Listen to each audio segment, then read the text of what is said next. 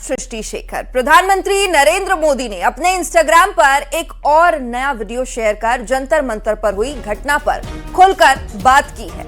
उन्होंने कहा कि देश और दुनिया में ये दिखाई दिया कि कुछ बच्चों ने ऐसी भाषा का इस्तेमाल किया जो किसी भी समाज के लिए ठीक नहीं कही जा सकती। पीएम मोदी ने यह माना कि इस घटना से लोगों में नाराजगी होना स्वाभाविक है और खासकर जब बेटियों के मुंह से इस तरह के शब्द सुनाई दें तो समाज को दुख पहुंचता है। लेकिन प्रधानमंत्री ने कहा कि इस पूरे मामले को सिर्फ गुस्से से नहीं बल्कि समझदारी से देखने की जरूरत है।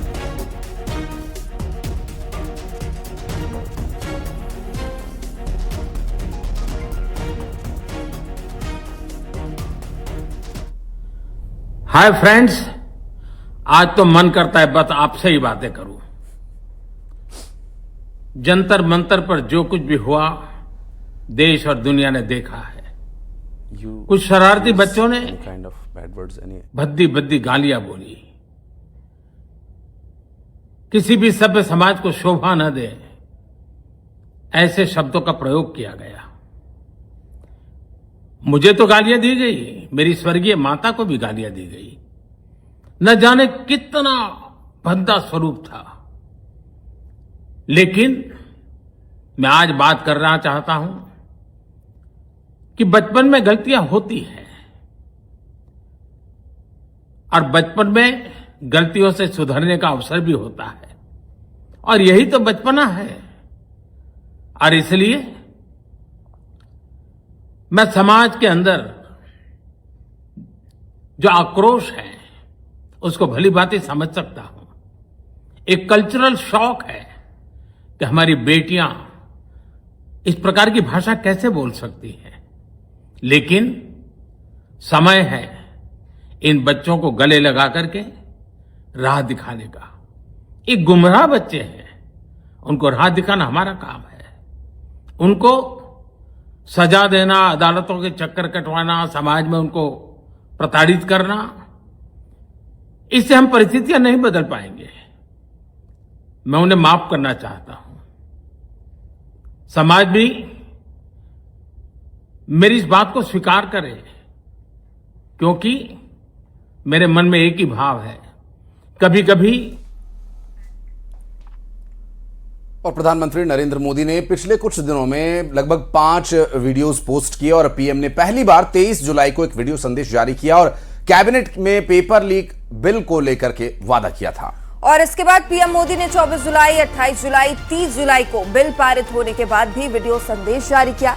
31 जुलाई को पीएम मोदी ने वीडियो संदेश जारी किया और जंतर मंतर पर प्रदर्शन के दौरान गाली देने वाले छात्रों को माफी देने की बात कही। तो ये वो 5 झलकियां हम आपको दिखा रहे हैं जो प्रधानमंत्री नरेंद्र मोदी के इंस्टा हैंडल से पोस्ट हुई थी। एक 23 जुलाई को जब उन्होंने पेपर लीक संशोधन बिल को लेकर बात कही थी, उसके बाद जंतर मंतर प्रदर्शन को लेकर और आज भी एक नया वीडियो जारी हुआ है 31 जुलाई को।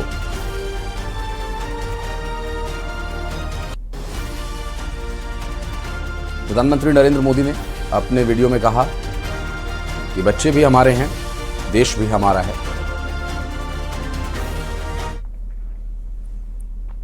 और वही कमर्शियल एलपीजी सिलेंडर सस्ता हुआ है। 19 किलो कमर्शियल एलपीजी सिलेंडर के दाम घटे हैं। आपको बता दें कि दिल्ली में लगभग 192 रुपए सस्ता हुआ है कमर्शियल सिलेंडर और आज से कमर्शियल सिलेंडर की नई कीमतें लागू है और इसका सीधा असर अब और पड़ेगा खुदरा मार्केट में। जो रेस्टोरेंट्स या ढाबे या फिर हालांकि अभी शादी विवाह के तो लगन सीजन तो अभी है नहीं हालांकि, लेकिन अगर कहीं चिटपुट शादी के कार्यक्रम होते भी हैं तो ये उन लोगों के लिए भी एक राहत की बात होगी। 192 रुपए लगातार, चूंकि जिस तरह से स्ट्रेट ऑफ हॉर्मुज के बंद होने के बाद तेल और गैस की आपूर्ति में बाधा आई थी, उसके बाद लगातार गैस सिलेंडर खास करके कमर्शियल पर दाम बढ़े थे, तो अब उसे रिवोक किया जा रहा है। 192 रुपए सिलेंडर सस्ता हुआ है और उम्मीद है कि आगे और भी सस्ता हो। देश भर में पेपर लीक रोकने के लिए नया सख्त कानून लागू हो चुका है। कानून मंत्रालय ने 31 जुलाई 2026 को इसका गजट नोटिफिकेशन जारी किया और इसे the public examination prevention of unfair means amendment act 2026 का नाम दिया है। दरअसल लोकसभा और राज्यसभा में यह बिल इसी हफ्ते पास हुआ था। राष्ट्रपति की मंजूरी के बाद अब ये पूरे देश में प्रभावी हो गया है। युवाओं ने पेपर लीक के खिलाफ भारी प्रदर्शन किया था और इसके बाद पीएम मोदी ने सख्त कानून का वादा किया था। अब इस वादे को पूरा कर दिया गया है।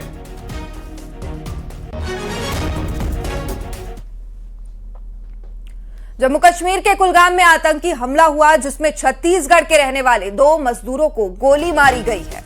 आतंकियों ने 2 गैर कश्मीरियों को गोली मारी और आतंकियों ने बाहरी मजदूरों पर हमला किया। कुलगाम के केलम इलाके में आतंकी हमला हुआ और आतंकी हमले में मारे गए मजदूर का नाम दीपक रात्रे बताया जा रहा है। कुलगाम हमले में घायल मजदूर का नाम भूपेंद्र, एक मजदूर की मौत हो गई जबकि दूसरा घायल बताया जा रहा है। और आतंकी गतिविधियों को लगातार चोक करने का काम सुरक्षा बलों ने किया है और इस बात से बौखलाए आतंकवादी मजदूरों को ही निशाना बना रहे हैं। इससे पहले कश्मीर में कुछ समय के लिए टारगेट किलिंग का जो दौर चला, जिसमें कुछ अध्यापकों को निशाना बनाया गया, उसके बाद सुरक्षा बलों ने जो ऑपरेशन चलाया, आतंकियों को पूरी तरह से घुटनों पर ला दिया था। और अब एक बार फिर यह घटना सामने आई है। इसके खिलाफ भी लगातार सुरक्षा बल कार्रवाई में जुटे हुए हैं। और कश्मीर के कुलगाम में हुए इस कायराना आतंकी हमले ने छत्तीसगढ़ को भी गहरा जख्म दे दिया है। इस हमले में छत्तीसगढ़ के एक मजदूर की दर्दनाक मौत हो गई है, जबकि एक अन्य मजदूर घायल हो गया, जिसका स्थानीय अस्पताल में इलाज जारी है। दरअसल इस घटना को लेकर मुख्यमंत्री विष्णुदेव साय ने गहरा दुख प्रकट किया और कहा कि राज्य सरकार पीड़ित परिवारों के साथ मजबूती से खड़ी है और अधिकारियों को हर संभव मदद के निर्देश दिए गए हैं। मृतक मजदूर को श्रद्धांजलि और घायल के जल्द स्वस्थ होने की कामना की है। तो छत्तीसगढ़ के सीएम ने कश्मीर के कुलगाम में हुए कायराना आतंकी हमले को लेकर पोस्ट किया है और दुख प्रकट किया है।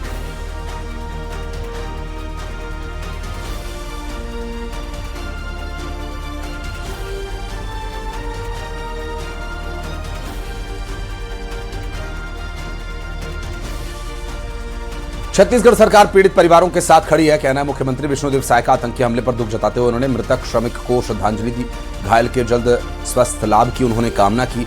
और कश्मीर के कुलगाम में हुए इस कायराना आतंकी हमले को लेकर निंदा हो रही है और चूंकि छत्तीसगढ़ का एक मजदूर यहां पर इस आतंकी हमले का शिकार हुआ, इसको लेकर पीड़ित परिवार के प्रति मुख्यमंत्री ने संवेदना भी प्रकट की है और हर संभव मदद का ऐलान भी किया है।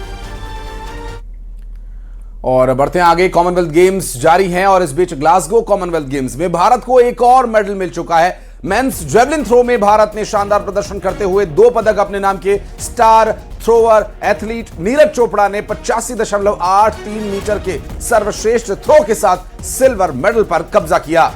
तो वहीं यशवीर सिंह ने आखिरी प्रयास में 85.41 मीटर का पर्सनल बेस्ट थ्रो फेंक कर ब्रॉन्ज मेडल अपने नाम किया है। हालांकि गोल्ड मेडल श्रीलंका के रुमेश पतिरागे के 89.75 मीटर के थ्रो के साथ उन्होंने जीता है।